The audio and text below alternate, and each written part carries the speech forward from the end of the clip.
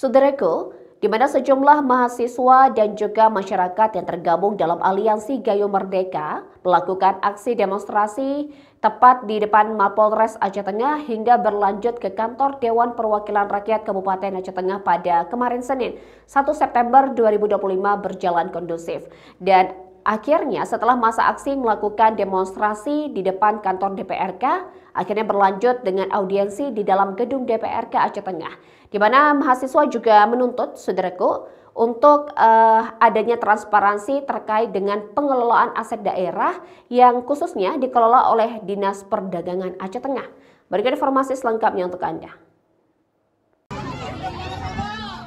Saudaraku, aksi damai digelar Aliansi Gayo Merdeka di Kabupaten Aceh Tengah pada Senin 1 September 2025 berlanjut ke audiensi dengan anggota DPRK, di mana mahasiswa menuntut transparansi dalam pengelolaan aset daerah khususnya yang dikelola oleh Dinas Perdagangan Aceh Tengah.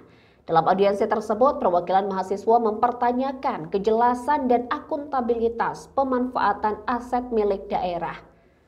Mereka mendesak Pemkab Aceh Tengah untuk membuka data secara publik mengenai jumlah aset, status penggunaannya, serta siapa saja pihak ketiga yang telah bekerja sama dalam pengelolaannya.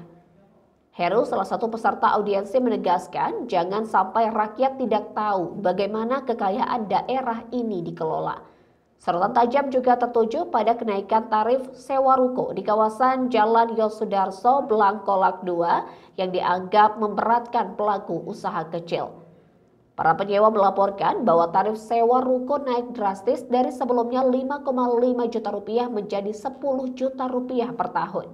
Mahasiswa menilai kebijakan tersebut tidak hanya memberatkan masyarakat, tapi juga menunjukkan kurangnya komunikasi dan partisipasi publik dalam pengambilan keputusan terkait aset publik. Pihak DPRK Aceh Tengah yang menerima audiensi menyatakan akan menindaklanjuti aspirasi tersebut dengan memanggil dinas terkait untuk menjelaskan kebijakan pengelolaan aset dan mekanisme kenaikan sewa. Sementara itu, aksi damai yang dimulai dari Gedung Olah Seni atau GOS yang berlanjut ke Mapolres Aceh Tengah hingga kantor DPRK Aceh Tengah berjalan kondusif. Dari Aceh Tengah, Alga Mahatiara, Tribun Gayo.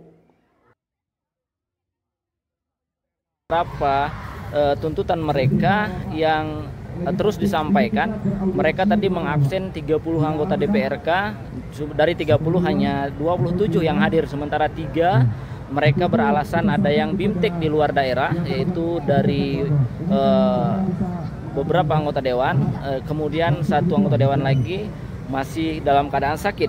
Ini menurut alasan dari mereka.